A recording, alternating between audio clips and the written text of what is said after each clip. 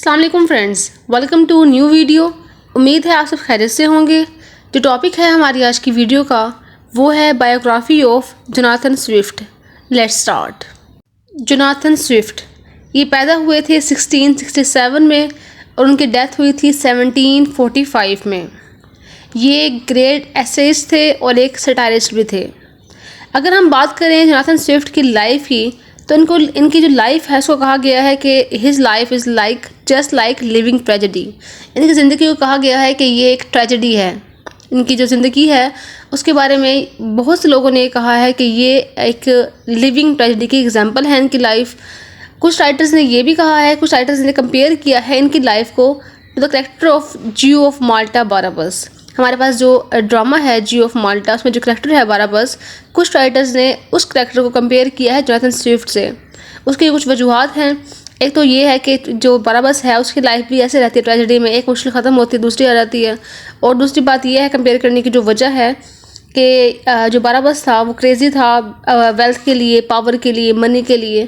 तो कहा गया है कि जोनाथन स्विफ्ट जो था वो भी इसी तरह था। He was also in love with wealth, power, money. Jonathan Swift ने अपनी पूरी लाइफ स्ट्रगल की है इन चीज़ों को हासिल करने के लिए। हम कह सकते हैं कि ये एक मटीरियलिस्ट था और उसने सब कुछ हासिल भी कर लिया था अपनी ज़िंदगी में। लेकिन अपनी डेथ से पहले, बिफोर डेथ, उसने जो तमाम उसकी प्रॉपर्टी जो बच गई थी उसके पास, जो रिमेनिंग प्रॉपर्टी थी, वो हैंड ओवर कर दी थी एक हॉस्पिटल ऑफ लुनेटिक्स जिसका नेम था ST पैट्रिक्स अजाइलम। अपनी डेथ से पहले उसने अपनी रिमेनिंग प्रॉपर्टी जो थी वो उस अजाइलम के नाम कर दी थी। कहा गया है कि जो जोनाथन स्विफ्ट है he wrenched political power from the hands of Tories and after getting it he used it to insult everyone who had helped him।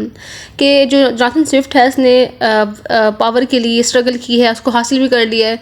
जब उसके पास पावर आ गई तो उसने उन लोगों के साथ ज्यादती करना स्टार्ट कर दी, उन लोगों को इंसल्ट करना स्टार्ट कर दिया जिन लोगों ने इसकी हेल्प की थी।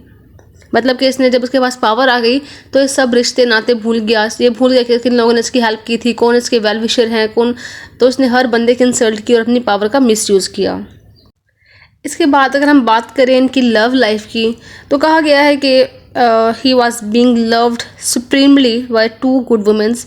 2 अच्छी खातून ने, 2 अच्छी औरतों ने इससे मोहब्बत की थी।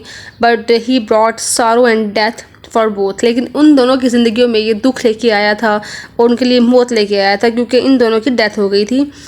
और कहा गया है कि इसके बाद भी उसकी जो अपनी ज़िंदगी थी वो भी खुशहाल ना रह सका, बल्कि his life also came endless misery to him. उसकी लाइफ भी उसकी ज़िंदगी में मिजरी, मायूसी और ये चीज़ें ले आई थी क्योंकि जो उसकी 2 औरतें थी उसकी ज़िंदगी में, उन दोनों को उसने दुख दिए थे और उन दुखों की वजह से उनकी डेथ हो गई थी। और इसके बाद, उनकी डेथ के बाद उसको भी सुकून नहीं मिला। अगर हम बात करें जोनाथन स्विफ्ट के बैकग्राउंड की तो he was an Irish writer. वो एक आयरिश राइटर थे और बिलोंग करते थे आयरिश के एक सिटी डबलिन से। कहा गया है कि जो सर विलियम टेम्पल थे उन्होंने इसको जॉब दी थी एज अ प्राइवेट सेक्रेटरी। और अगर हम बात करें कि जोनाथन स्विफ्ट जो है वो एज अ एसेइस्ट या एज ए सटायरिस्ट कैसे सामने आए, कब सामने आए और कौन से ऐसे वर्क्स थे जिनको फेम मिला, जो फेमस हुए और उसकी वजह से ये सामने आए थे। तो इनके 2 वर्क्स हमारे पास आते हैं, tale of a tub and battle of the book. कहा गया है कि ये 2 वर्क ऐसे हैं जो कि जोनाथन स्विफ्ट को नोटिस में लेके आए थे। मतलब कि लोगों ने इसको पहचाना स्टार्ट किया था। इस वर्क की वजह से ये मंज़िल आम पे आए थे और एक पावरफुल सटायरिस्ट बन गए थे अपनी एज के। इसके बाद कहा गया है कि फ्रॉम 1710 टू 1730 इन 20 सालों में जो स्विफ्ट थे he was the most important figure of London. वो जो लंदन के मोस्ट इंपॉर्टेंट फिगर्स थे उनमें से एक थे। एज अ सटायरिस्ट कह सकते हैं, एज अ एसेइस्ट कह सकते हैं। जैसे मैंने पहले बताया है कि जो जोनाथन स्विफ्ट था वो पावर के पीछे था, उसने पावर हासिल भी कर ली थी और फिर हासिल करने के बाद उसने पावर का मिसयूज़ किया था। तो कहा गया है कि उस टाइम पे जो इसकी एज में जो 2 पॉलिटिकल पार्टीज़ थी, विंग्स एंड टोरीज, वो पार्टीज़ भी इससे डरती थी। जो विंग्स थी, wings feared the lash of his satire. जो विंग्स की पार्टी थी, पॉलिटिकल पार्टी, वो डरती थी इसके सैटायर से। और जो टोरीज थी, fear to lose his support, वो डरती थी कि कहीं हम इसकी सपोर्ट या इसकी फेवर को लूज़ ना कर दें, ये ना हो कि हमारा साथ छोड़ दे। तो दोनों जो पावर्स थी ये फेयर थी जोनाथन स्विफ्ट से। इसके बाद है कि अपनी टाइम पीरियड में इसने एक वर्क लिखा था, journal to Stella. Journal to Stella जो है इसने लिखा था फॉर एस्थर जॉनसन। और इसके जो बिलव्ड थी इसने उसके लिए ये वर्क लिखा था, जनरल टू स्टेला। और इसका जो अगर बात करें हम बेस्ट फेमस वर्क की, तो वो है गुलिवर्स ट्रैवल्स। आपने नाम भी सुना होगा, जो कि बहुत फेमस वर्क है इनका।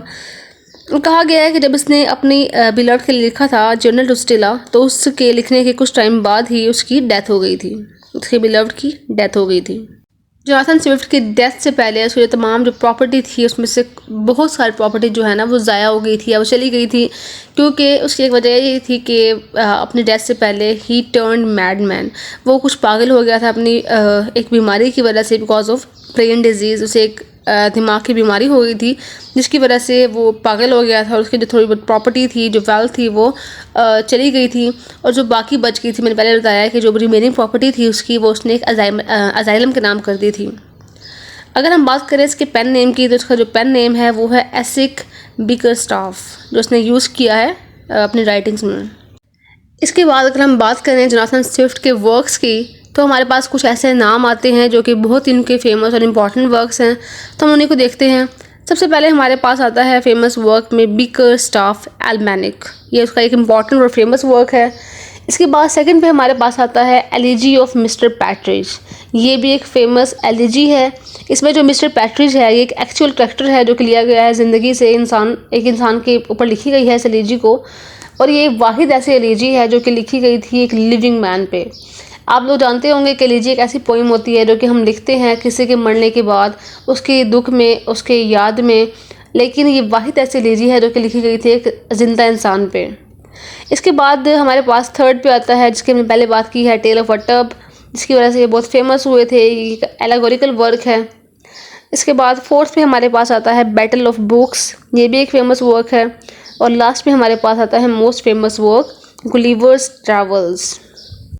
तो ये थी हमारी आज की वीडियो, जिसमें हमने डिस्कस किया है जोनाथन स्विफ्ट का थोड़ा बहुत ब्रीफ बायोग्राफी डिस्कस की है, उसके वर्क्स देखे हैं। पहले हमने देखा है कि जोनाथन स्विफ्ट जो है वो थे कौन, कब पैदा हुए, कब उनकी डेथ हुई, और उनका इंटरेस्ट किस चीज़ में था, वो मटीरियलिस्टिक थे या नहीं थे। फिर हमने देखा है उनकी लव लाइफ को, कि उनकी ज़िंदगी में कितनी औरतें आई हैं, कितनी वुमेंस आई हैं, उनका रिलेशन कैसा रहा है उनके साथ। फिर हमने देखा है कि किस वजह से जोनाथन स्विफ्ट जो है वो फेमस हुए थे, किस वजह से उनकी जो उनको कहा गया था कि पावरफुल सैटारिस्ट हैं। इसके बाद हमने देखा है कि किस टाइम से किस टाइम तक वो इम्पॉर्टेंट फिगर रहे हैं। उसके बाद हमने देखा है इनका relation with political parties of that time. उसके बाद हमने देखा है कि उन्होंने अपने बिलव्ड के लिए कौन सा वर्क लिखा था और फिर क्या हुआ था। और उसके बाद हमने देखा है कि उनकी डेथ कैसे हुई थी, उनकी एक बीमारी से वो बीमार हो गए थे, पागल हो गए थे ड्यू टू ब्रेन डिजीज़। उसके बाद हमने इसके इंपॉर्टेंट वर्क्स देखे हैं। मैंने कोशिश की है आसान लफ्ज़ों में समझाने की। अगर आपको समझ आ गई है तो don't forget to share this video with your friends in class fellows. Thank you.